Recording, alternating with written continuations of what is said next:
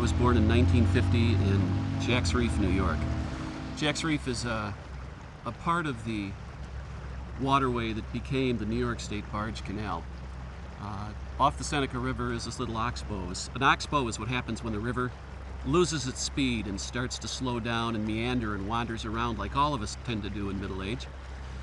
And the barge and Erie system decided that they needed to straighten this out, and they dug a little ditch across the north of my little community back when I was about 5 and left us in the past.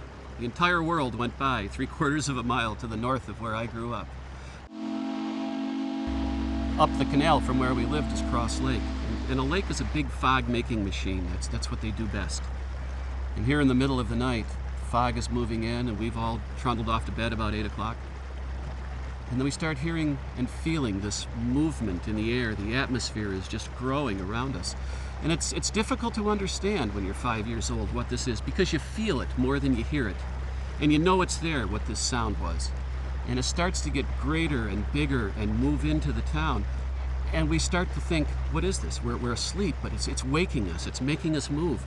And the sun starts to rise, and it starts to burn that fog. And as it's burning the fog and it's clearing up and swirling away like fingers of mist moving apart, out there in the water, where I know is the river, is this thing that looks like a barn.